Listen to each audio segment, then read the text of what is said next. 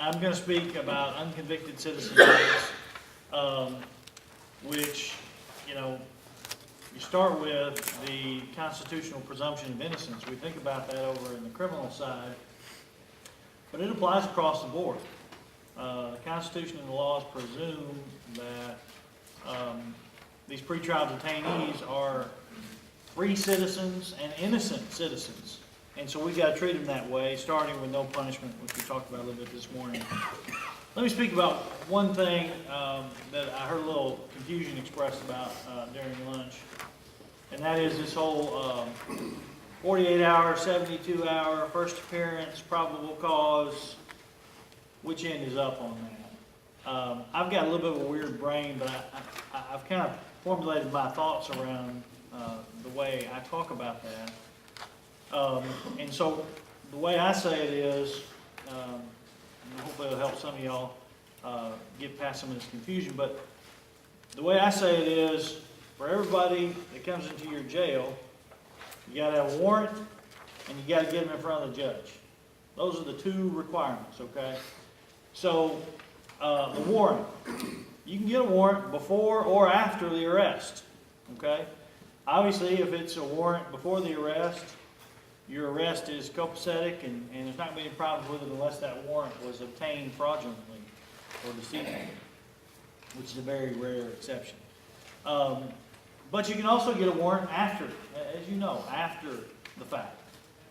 You've only got 48 hours to do that. You're supposed to do it as quickly as you can, but 48 hours is the outside bar. That's important to you in the jail because if you don't have that at the 48-hour mark, it's mandatory. You got to let them go.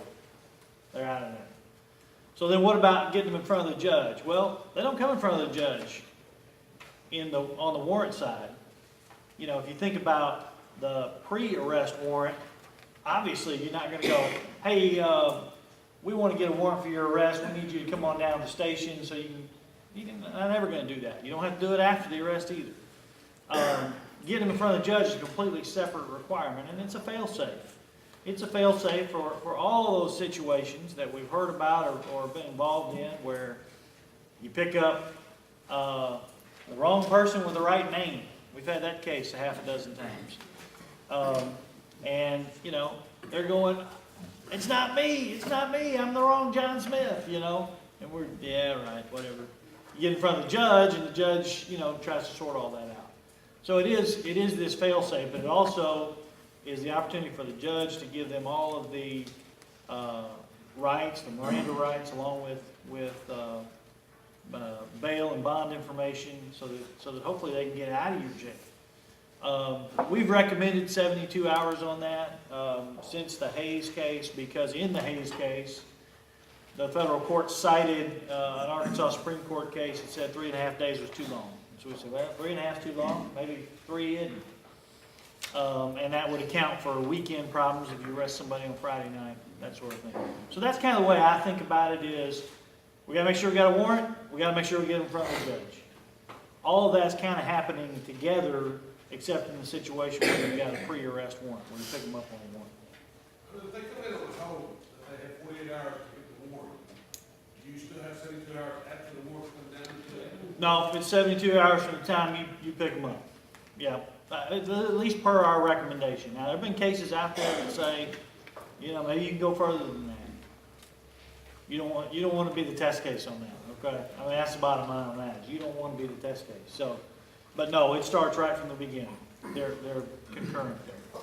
But remember, one doesn't involve the prisoner at all. It's the arresting officer going to the judge and saying, here's why I arrested this guy. Is that okay? The other one is, all right, Judge, here he is. This is the guy that you gave the warrant for the other day, or 6 months ago, or 6 years ago.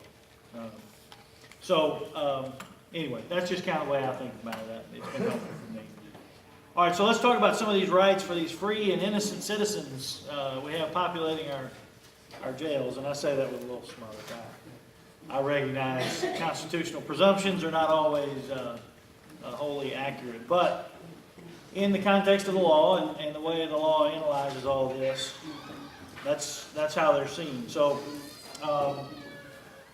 let's start with food rights. Mike talked a little bit about this this morning, nutritional adequacy. If you don't have your menus approved by a dietitian, do it. It's easy to do. You run them by a dietitian, get them approved. The courts don't care about my dollop of beans was smaller than the next guy's claims, okay? If your menus are approved by a dietitian and you can testify or have someone testify that they're being served according to the dietitian's outline, you're good.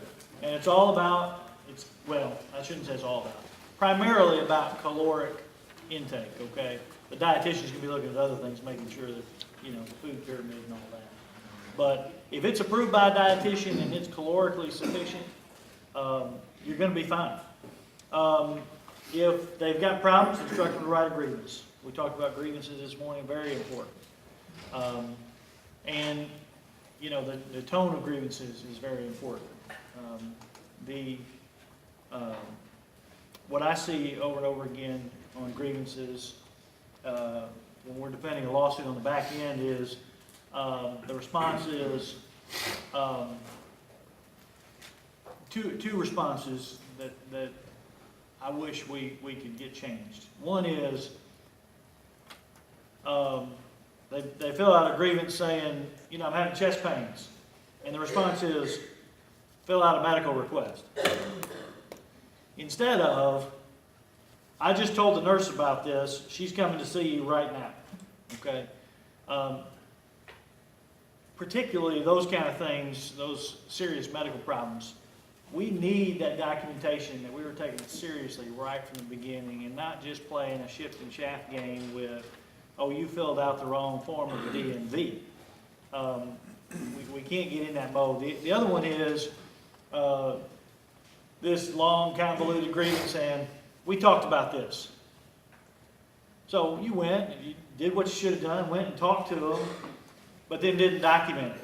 Well, 2 years later when that lawsuit gets filed and you end up in court, are you going to remember exactly what was said when you had 25 of those conversations that day and every day for the last 2 years? You're not going to remember it.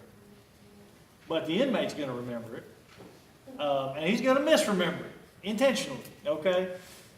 He's gonna remember it to suit his needs at that time. So if you talked about it, confirm what you talked about. Lawyers are notorious for sending the confirmation email when they have a telephone call with another lawyer, because we don't want that other lawyer making up what we said on the phone. This confirms that I told you this, and this. Do the same thing on your grievances. We talked, and I told you this, and you've got an appointment set for this date, and we're doing, this is the plan of action, okay? Just lay it out there. Anyway, that's my spiel on grievance responses. Medical diets.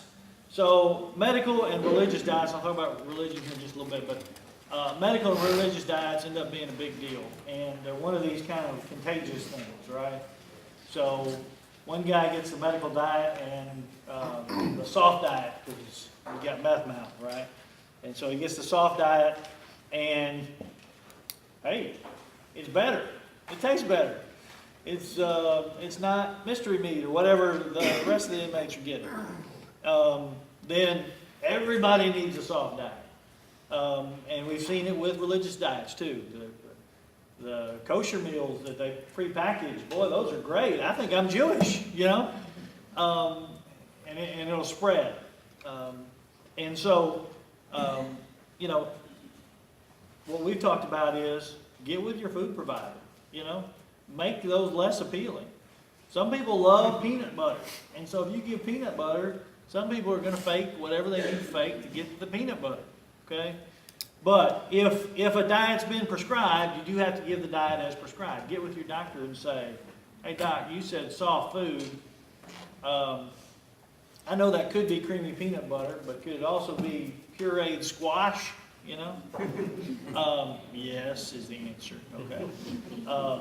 We used to talk about Nutriloaf. I forget which county did that back in the day, but these knuckleheads would throw their food around the cell, make a huge mess in their drink and everything. So The answer to that was Nutrilo. They just pour the whole meal, drink and everything, into a blender, blend it up, puree, into a loaf pan, cook it up. Here's your dinner.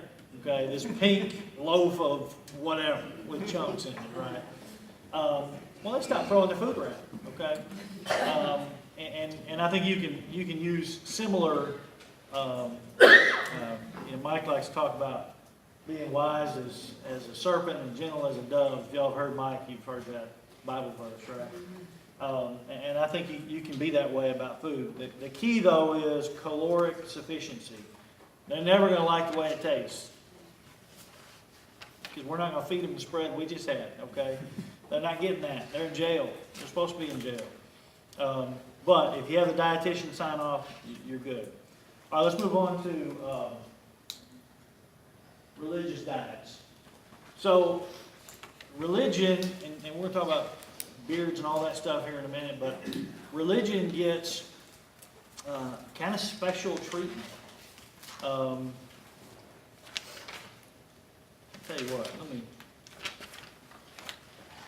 I'm going to skip ahead a little bit and come back, because I kind of want to talk about this beard case. So Hope versus Hobbs there, the beard case, Supreme Court 2 years ago. Hobbs is Ray Hobbs, the former ADC director. Okay, this was an Arkansas case that went all the way to the U.S. Supreme Court. The ADC said no beards, period, unless you've got a dermatological condition, and then you can grow a 1/4-inch beard that will measure. And apparently they were measuring these guys' beards. But other than that, you could only have a mustache. Well, this Muslim fella, Susan, says, wait a minute, Islam requires that I have a beard. I'm willing to compromise on the length, even though my religion technically says you're supposed to never shave it. I'm willing to compromise on that and trim it to a 1/2 inch. How about that? ADC says, how about no? And they say no go. And the trial court, the Court of Appeals, all affirm the ADC. It's fine by us. Looks like a reasonable response to the problem. And the problem that the ADC articulated was that you could hide things in there, that if you escaped, you could shave your beard and be unrecognizable as compared to the mugshot they took. Those were their primary things, and the Supreme Court ended up saying that's ridiculous. And unanimously, 9-0. You hear about all the 5-4 decisions at the Supreme Court. This was a 9-0 decision. They said this violates his religious rights. They said it's ridiculous to think you could hide contraband in a 1/2 inch beard, particularly when these guys, they've got hair on top of their head, right? And they're wearing clothes. They can much more easily ferret contraband elsewhere. They said there's nothing wrong with a policy that you're going to shave them for their mugshot. So if you're concerned about not having a picture of them without the beard, shave them, take a mugshot, and let them grow it out after that. They based all of this on a statute, a federal statute. This RLUIPA is what I generally call it. It's an acronym for Religious Land Use Something Act. Okay. Institutionalized. Religious Land Use and Institutionalized Persons Act. That's the most appropriate to what we're talking about anyway. I should have remembered that. It was passed in the early 90s along with the Religious Freedom Restoration Act. Everybody got all worked up about religious freedom.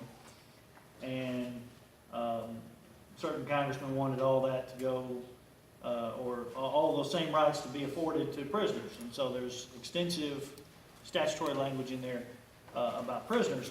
The important thing, though, and the Supreme Court noted this, it said these statutes provide more religious protection for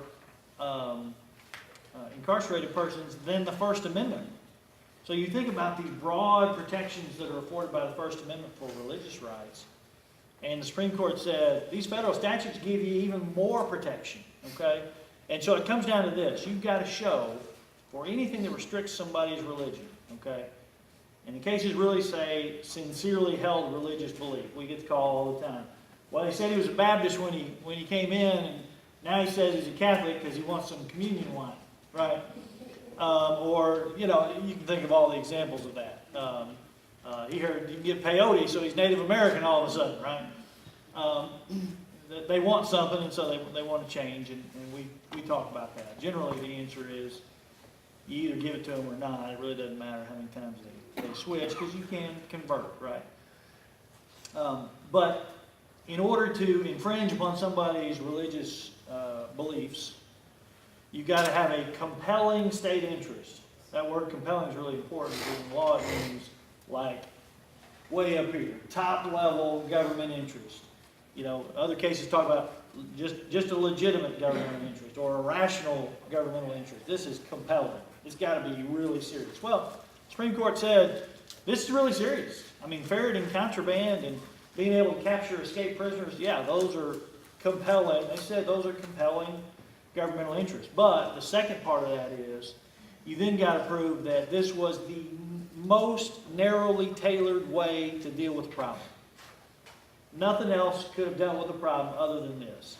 And they said, well, that's crazy. Because restricting everybody to a half-inch beard where contraband could be easily taken and taking their mug shot before they grew the beard out solves all the problems that you're talking about. So there are more narrowly tailored ways.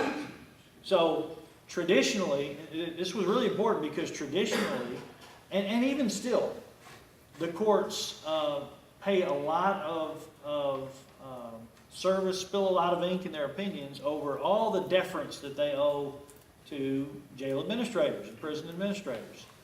Because that's not what we do for a living. We're judges. We deal with the legal side of things.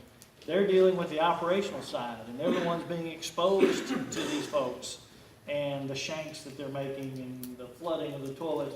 We don't deal with any of that, so we owe them a great deal of deference.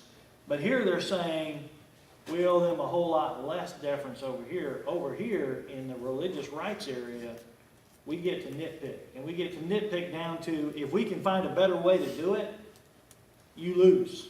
Okay?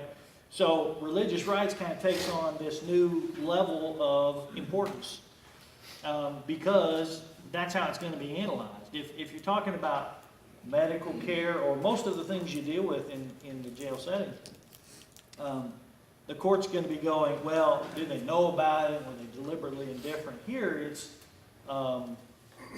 was this like the highest level government need, and is there any better way to deal with this? Easier way that allows them to continue to exercise their rights. In fact, in that same case, the 8th Circuit Court of Appeals, which is our federal appeals court in St. Louis, it's for 7 or 8 states. Arkansas is one of them. It's the intermediate between Arkansas's federal court and the U.S. Supreme Court. They said, well, this guy, you know, they didn't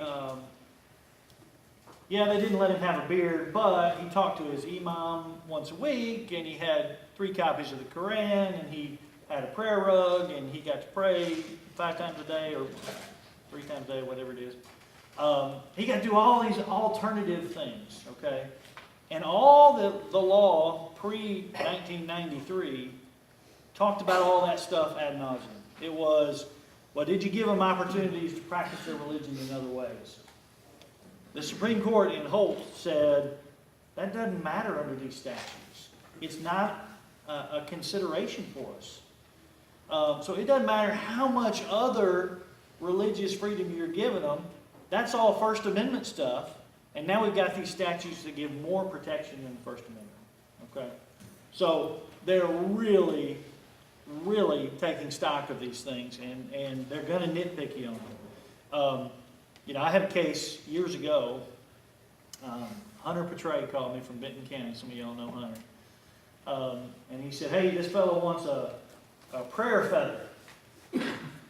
What's a prayer feather? Well, it's this, you know, foot-long thing with a 4-inch quill on it, and he says he says he's Native American. Tell me a little bit about this guy. Well, he's a capital murderer, you know. And I said, well, what do you want to do, Hunter? I don't want to give it to him. Okay, don't give it to him. All right, well, we get sued. I probably should have had a longer conversation with him. But we go to court. I want to talk to you about another defense in the context of this that y'all have. Give you some assurance here. After telling you how much you're going to get nitpicked on religious rights, I want to give you some assurances. So we go to court, and the judge says, well, what's your justification, right? He says, well, it's a safety concern. You know, you got a 4-inch quill, it's got some capital murder guy, and we're concerned about safety. And she looks at him and goes, well, don't you give them pens and pencils and that sort of thing? Well, yeah. Keith Ferguson, if any of y'all know, former Sheriff Ferguson, got up there and gave another reason. He looked at this great judge, this older lady judge that I really love, and said, well, it could also be used for sexual gratification. And this judge, you know, he says, would you like me to elaborate? No, please don't. And so she ended up finding that violated this guy's First Amendment rights. Okay? He had made his claim under the First Amendment. He didn't know about these statutes because he was suing by himself. So he sued under the First Amendment. She said, well, that violates his rights, but there's really no monetary value, so she gave him $1. Well, I can be stubborn, and so we appealed that. We objected to that. Said she was a magistrate judge, so we asked the district judge, who's kind of her boss, as it were. You know, she messed up here, Judge, and we relied on a defense that if we represented you, you probably heard me talk about. Qualified immunity. Qualified immunity says, as public officers and employees, you're not liable except to the extent you violate clearly established law. That's why we have these training sessions. That's why we send these articles, is we want you to know what the law is, because whether you do or not, the presumption in court is that you do. Okay? It's what we call legal fiction. The court says, well, the law is out there, and you had the opportunity. It's kind of like ignorance of the law is no excuse. And so we want y'all to know what the law is, because you're going to be held to it. But to the extent you don't step over some clearly established law in the line in the law, you're not liable, at least individually. Now, your entity, your county may still be liable, but you're not liable individually. And so this judge found that. We argue, well, there's never been a case in American history that has afforded anyone a constitutional right to a prayer feather. And the judge agreed. He said, well, there is now, so any future ones you're going to be liable, but not this one. Okay? That's a really important defense for y'all. And that's why sometimes people call and talk to us, we'll say, well, you know, the law's not really clear here, so what do you want to do? Okay? And we try to be those kind of lawyers to help you step out there and do the things you need to do to run your jail. But that was a fun case, too. I like thinking back on that one. Okay, let's back up here. Now we talked about religion generally. Religious diets. Doesn't matter what the religion is. Special diet is, denial of special diet is improper. Must make reasonable efforts to accommodate dietary restrictions. We've been running into this because the big thing now is, we had a deluge of suits maybe 10 years ago. They're feeding me pork. I'm Muslim or I'm Jewish and they're feeding me pork. And we'd respond and go, here's our affidavit from the food provider that all their products are non-pork. So we're feeding them turkey sausage and turkey bacon. They think it's pork and they sue, and those quickly got dismissed. The ones we're seeing now are the kosher diets. And kosher is kind of this spectrum of things. That includes things like being blessed by a rabbi, but also on the extreme end could include like unique utensils and pots and pans in the kitchen and total separation and, you know, no preparation on Saturdays and just all these things, okay? And so that's where reasonable efforts come in. The cases basically say, if you're making reasonable efforts and doing the best you can to get them the meals that comply with their religion, you're gonna be okay. And that's where qualified immunity comes in too, where we can say, you know, nobody's ever said we gotta use a different spoon, you know, to stir the mix. And the courts are pretty receptive to that, where we're using reasonable efforts, and we haven't had any problems with that thus far anyway.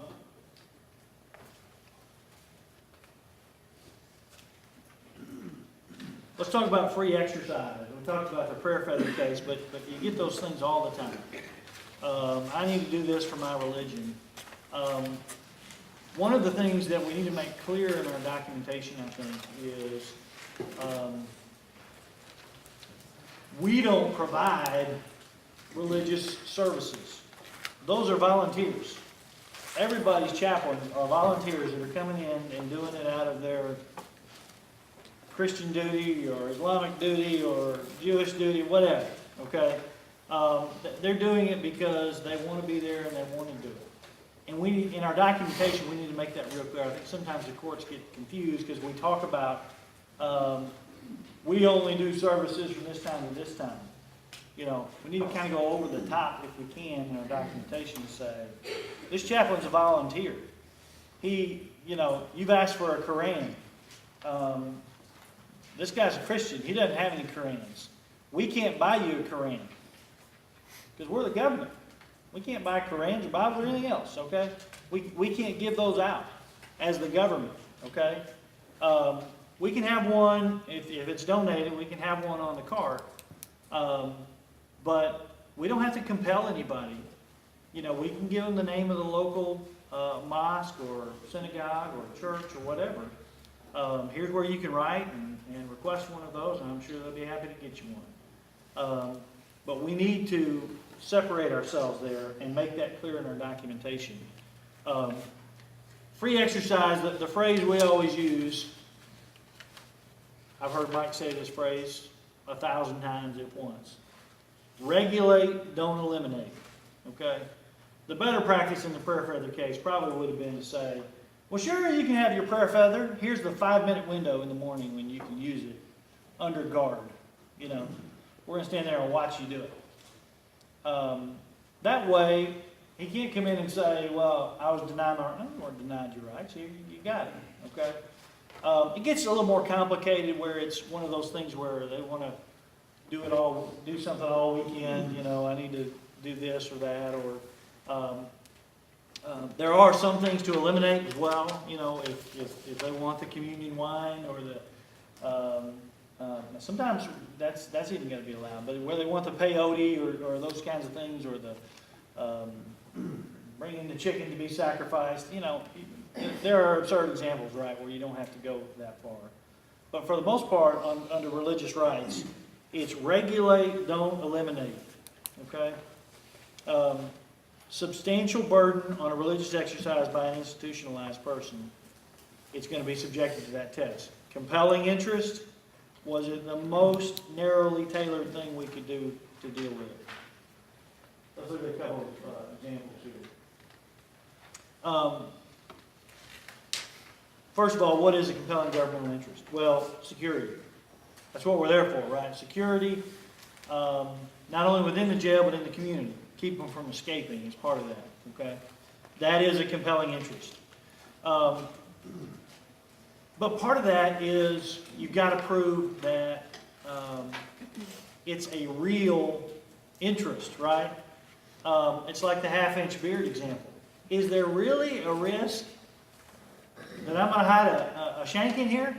You know, it's got to be real. The court's going to hold us to those questions. Then it's a question of whether there are less restrictive means. Courts are pretty ingenious at thinking up less restrictive ways to do things. And we need to be thinking that way. Is there a less restrictive way for me to deal with this?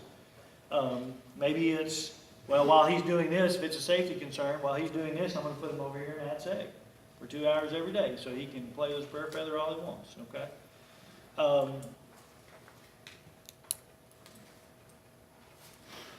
Prohibition on attending services. Again, we need to make it real clear. These chaplains are volunteers. They're coming in, they're putting on services. If they're too concerned for their own safety to put on a service with you, that's not our fault, okay? We can't make them put on services at any particular time or whatever. We can recommend those things. What we can't do generally is prohibit attendance, okay? I say generally because Mike talked earlier about where you've got the situation of somebody being disciplined and they're in their own cell. And, you know, they can't attend because they're being disciplined. Can't be with those other folks they just fought with. That's okay. We need to be as unrestrictive as we can. Again, talk to the chaplain. Say, hey, can you go over and talk to this guy? Say a prayer with him. Tell him what you just talked about in the church service, that sort of thing. The more we can, the most we can. Religious service must be permitted equally for all religions. What we run into here is, you know, they'll complain, well, there's not a Muslim service. You know, none of the imams come down here. You know, if that starts being a complaint, it might be time to write a letter. Hey, y'all are welcome. You know, put out a letter to all the clerical folks in town, all the clergy in town of all religions. You know, hey, you're welcome here. Give us a call and we'll get you in. That way, we can't ever be accused of favoring one or the other, because that is a claim that can be raised. All right, exercise rights. When inmates hear exercise rights, they think outdoors.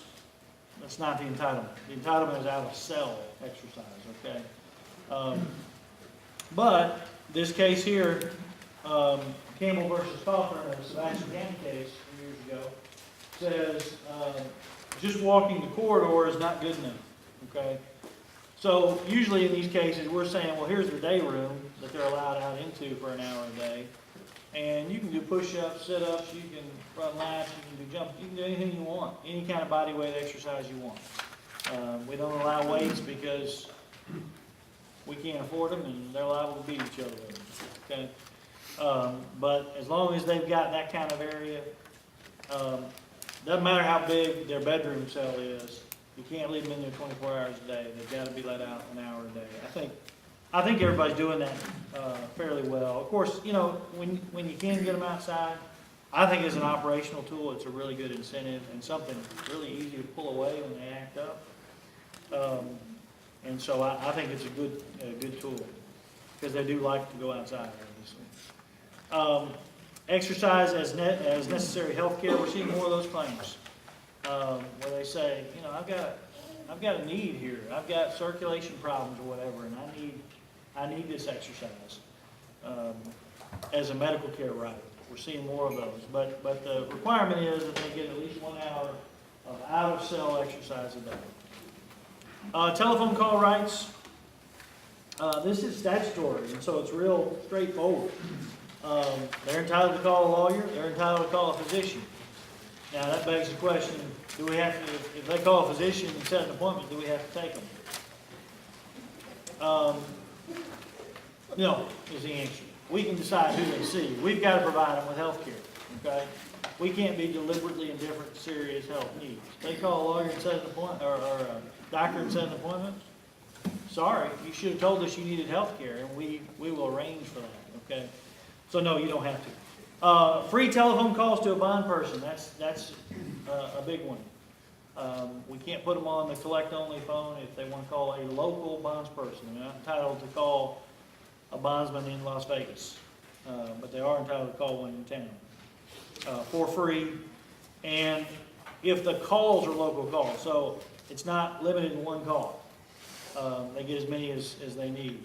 We want them making those calls. Get them out.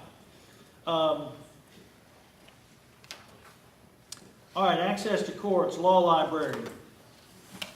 Let me ask just for my own curiosity, how many of y'all have gotten the books that we sent out? What does everybody think about those?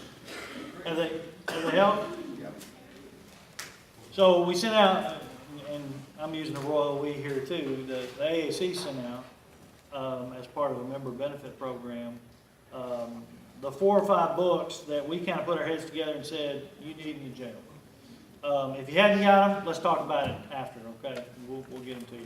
But it's basically the court rules for Arkansas, the court rules for the federal courts. That's going to include procedural rules, evidence rules, and the legal research companies bind up a big, nice book of these. So it's got all the deadlines and everything in there, all the rules that they ever need to know, without all the case law stuff, because they don't really need to know any of that anyway. The reason I say that is that there are really 2 claims that a guy would make on law library. They say, well, if I'd had a law library, I wouldn't have got convicted of a crime. That claim is never going anywhere. And of course, they're never going to sue if they get acquitted. They're going to go back wherever they were.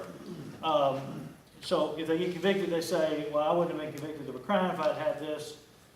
That's never going to fly, because the civil court is never going to overrule the criminal court and say, well, you're right, that was a bad conviction. No. They're always going to honor that conviction. They're required to by Supreme Court precedent. The other one is, in their civil case, they could say, well, Judge, if they'd let me do the legal research, I'd have case citations to give to you to go read, and you'd figure out that you're wrong.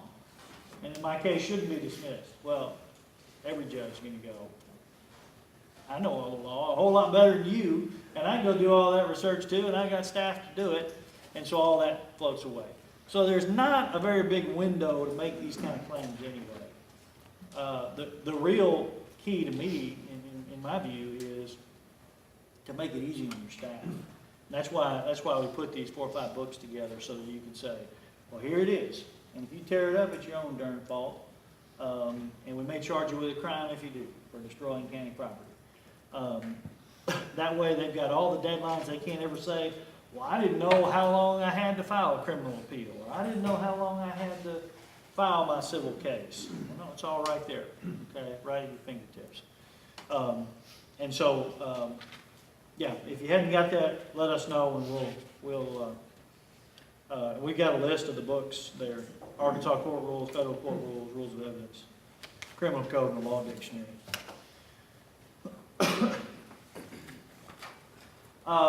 It's good enough in their criminal case. If they've got a public defender, the answer is as simple as talk to your public defender.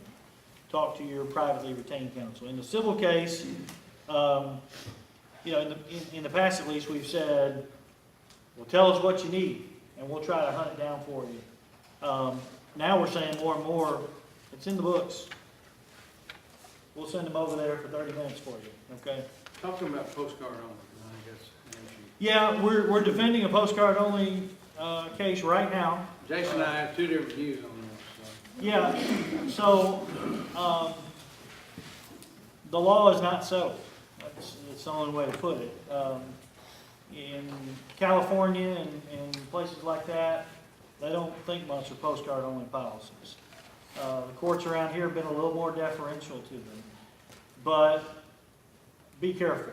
I think you're probably ultimately going to run into a buzzsaw on this. I think they're going to say, no, you can't do it, or you can't do it both ways, or something. They haven't said that yet. So the only case that we've had that's come to any kind of conclusion so far, the officers that were sued were granted disqualified immunity because the court said the law isn't clear on whether this is allowable. But it's got to be tied to something, one of these compelling interests.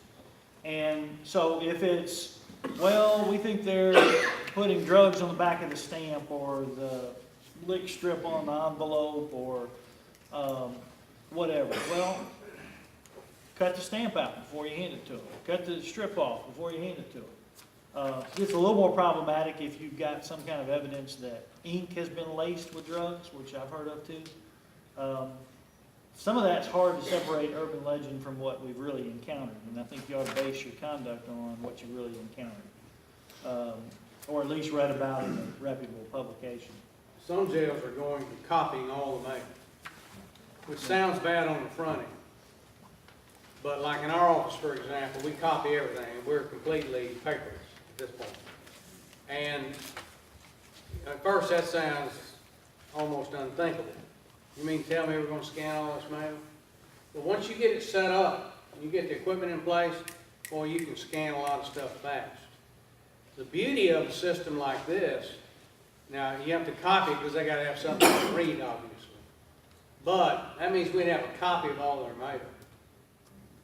We can read their mail. We can't read legal mail, we can read non-legal mail. We're not reading it for content, we're reading it to see if there's something inappropriate in there, like an escape plan or something like that. But, you know, if we ever went to scanning mail, it's not that we would use it, but we would have it if we needed it, and we could search it, and we could find our mail. There's no telling what's in the mail, or no telling what's not in the mail.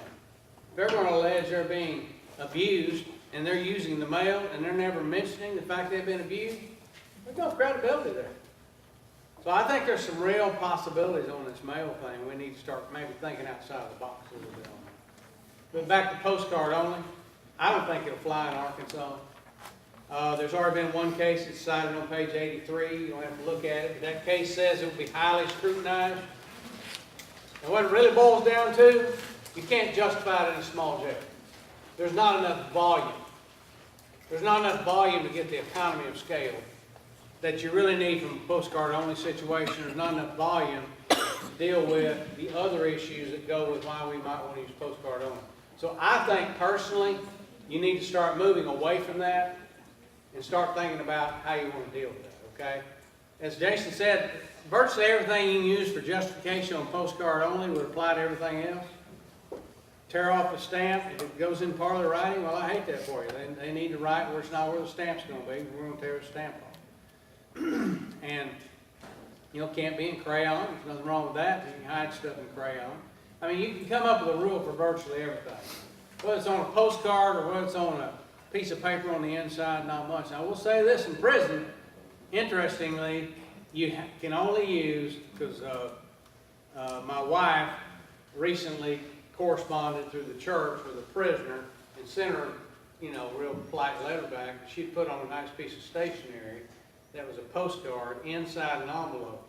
They refused it because they will not allow postcards in the prison because apparently if it's thick paper stock, you can slice that and put something in between, but if it's thin paper stock, you can't slice it and put something in between. So almost everything you can come up with to justify a postcard, you can come up with a reason not to justify a postcard. I don't think it'll fly long term. I'd like to see you move away from it personally. Okay? So, some of the bigger counties are using third-party contractors to scan their mail. I think that's a good idea if you can do it. Again, if you have high volume, like, you know, you say, well, you know, Sheriff, what's his name, in Arizona, one that got the pardon. Yeah. He's got thousands of prisoners. Thousands. You have thousands of prisoners, you can justify a policy like that because the economy of scale is there. It makes sense. You have to process so much stuff. But you're talking about our small rural county jails, I don't think you're going to get away with it, quite frankly, in federal court. So Mike, these cases, these lawsuits are being pushed by this publisher of something called the Prison Legal News. I don't know if They're the ones filing the lawsuits. They're filing all the lawsuits all around the country, and they produce publications, softcover books, and a periodical magazine. What do you think about putting those publications directly in their property? You can have them when you go home. Yeah, the way it works with anything that comes in by the mail, if they're a subscriber, they own it. So now you're about to take their property from them. If it's Playboy magazine or whatever, Hustler, whatever their flavor is, if it's got their name on it, it's their property. So you're about to take their property. Number one, you have to scrutinize it to determine if there is an order of security problem. You can't just categorically toss it over and say we don't allow those in. You have to figure out why it would create an order of security problem. Secondly, you have to give them notice because you're about to take their property, give them an opportunity to complain about it, hear their side of the story, and then make a final decision. But you can't just throw it away. You have to put that in their property, okay? Because if they get out of jail, they get to keep their property, they get to keep their magazine. It's not illegal to subscribe to a magazine that might create problems in the jail. You can articulate all kinds of problems, not take it, but you can't just toss it, okay? But on Prison Legal News, it makes it a lot more difficult. We'd have to actually look at the magazine to figure out what's in there that would create an order of security problem. And there's a big difference between it's going to educate them so they can drive us crazy versus there's something in there that actually cause a legitimate problem. Okay? You gotta think about this. The biggest law schools in the United States are the prisons. They're training all of them to be lawyers, period. And they're some of them pretty good. I mean, it's like I used to tell my sons, you know, they're not in jail because they're stupid. They're in jail because they made wrong choices. And they can make wrong choices and still have a mind that can understand how to continue to make wrong choices and utilize the law and stuff to jack us around. But any particular questions on mail? Mike, we use Smart Bill kiosk system. Love it. And they've got a program that we're probably fixing to go to, Mail Guard, where the mail is actually sent to an off-site facility and it's scanned and it's sent in Right. to the kiosk. Right. With the exception of legal mail, media mail, Right. and religious mail, of course. Do you see any problems with that? Nope. I think it's great. The whole world is gonna move to technological solutions. I mean, everything's getting ready to change, and it's gonna be fun. Because so many of these problems we have, we can solve with technology. Problem technology, particularly for us in Arkansas, you know, we just tend to think we can live without all that kind of stuff, because it costs money. But the reality is, you gotta do the hard math and figure out how it works. Another issue I want y'all to consider, for the risk management fund members. You know, we're here to help our county solve problems. And we've already solved a couple of them. We've got the Guardian system in place. Now we're gonna have this arraignment bridge. It's gonna be a telephonic arraignment system. It's gonna save a lot of time, which translates to money. You know, we're open to the idea of working collectively and trying to solve the problems. You know, we don't have to have everybody going their own route. That's one reason the Jail Administrators Association, Sheriff's Association, you know, if we can come up with some group solutions, we can figure a lot of this stuff out. Technology is gonna change everything. Everything. It's gonna get to the point where people want their freedom and they're gonna agree to whatever the conditions are. We're gonna be able to track everywhere they are every minute of the day. It's gonna be very interesting what happens in this world of technology. It's huge.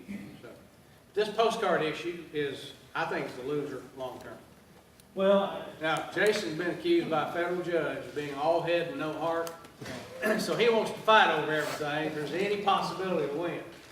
I would say that I agree on outgoing mail. I don't see how you defend an outgoing postcard only policy. No, it's true. Because That's for sure. the whole basis is it takes us all this time to process it. There might be contraband. None of that stuff applies for the outgoing mail. And so if you're bound and determined to have one, make it one way, you know, only the incoming stuff. One of the fun things is taking a problem and turning it into an opportunity. But in order to do that, you gotta figure out the third alternative. There usually is a third alternative, but it takes a little bit of lateral thinking in order to get there. And it is kind of actually fun. That's part of the fun of running a jail is, if you like solving problems, man, it's a great place to be. If you like being creative, it's a great place to be. And, you know, it seems like a hassle on the front end, but if we actually work and say, you know, let's just embrace this problem, let's figure out a solution, we can come up with global solutions to that. But some of our homemade solutions are not going to work. So. Legal mail, you need to open that in front of them. Don't read it for content, obviously. Privacy rights. Can we go back to Privacy- legal mail one minute? I think you're about done. Yeah, that's Jason. good, that's a good question. 155. What is legal mail? Legal What if mail it is, gets opened by mistake? People make mistakes. No worries. I mean, what you are know, mistakes? That's no Yeah. problem. You're immune from negligence liability, and we've had that case, and that's not a problem case. Doesn't matter. okay. Legal mail is mail between the inmate and his or her lawyer or the court. It's not solicitations from other lawyers, it's not, Letter from the power of attorney. yeah, some power of attorney letter, anything like that, okay? It's just his lawyer and the courts. And you can require a list. You can require the inmate to make a list and check out the list. There's a lot of things you can do. You can be very creative on this. Just the underlying principle you have to deal with honoring it. So, I think privacy rights is the last one. There almost isn't any in the jail, other than overwhelming viewing by the opposite sex in stages of undress. So don't put your male jailers in the position of you seeing naked female inmates all the time, or vice versa. Okay? I think if you stay away from that, you'll be fine with privacy. And the real world is, you can't have a bunch of joking around on stuff like that. We all know working in jail, crazy stuff happens, you see a lot of crazy stuff, but you can't go from that to, we're gonna turn that into, something that's fun or funny or whatever it may be. You just can't afford to do that, because all this, the Well, it's- courts, they get sideways and It's Stuff like when like we that. teach sexual harassment law, you know, it's real easy to get into everybody joking and friends and stuff, till somebody gets fired and they sue and say, remember all those terrible things you said. stories and stuff, so. You just can't have any tolerance for it.